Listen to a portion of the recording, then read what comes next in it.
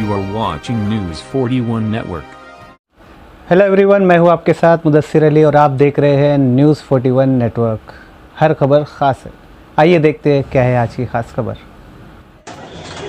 कोदवाई road Malegaon industrial society compound के shopping centre में जारी अल्फ़ा मोबाइल पॉइंट नामी दुकान में आज दुकान बंद, जुमा की नमाज की वजह से दुकान बंद थी और दुकान में अचानक नामालूम वजह से आग लग गई। आग लगने की वजह से पूरी दुकान में इलेक्ट्रॉनिक सामान रखे हुए थे, मोबाइल, चार्जर, बैटरी वगैरह, जो सारी की सारी जलकर खाक हो गई। वहीं दुकान के तमाम फर्नीचर और साजो सामान भी जलकर कोयला हो गए। अतराफ के लोग नमाज के लिए गए हुए थे। नमाज से आते ही लोगों ने आग बुझाने का काम किया। फायर ब्रिगेड का अमला और सिटी पुलिस स्टेशन के ऑफिसरान वो पुलिस भी वहाँ तैनात थे। कोदवाई रोड को ब्लॉक करके फायर ब्रिगेड गाड़ियों के लिए रास्ता साफ़ किया गया।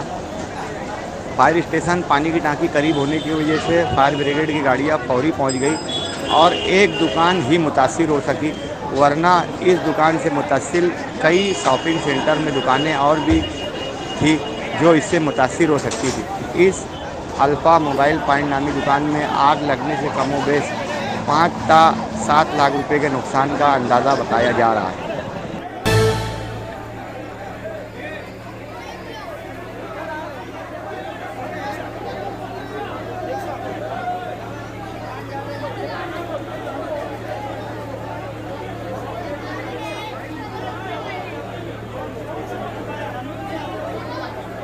देवी का मल्ला फारहान हॉस्पिटल के सामने के इलाके में जारी एक प्लास्टिक गोडाउन में भयानक आग लगने से फायर ब्रिगेड की 10 से 20 गाड़ियाँ वहाँ पहुँच चुकी है, फिर भी आग पर काबू नहीं पाया जा सका।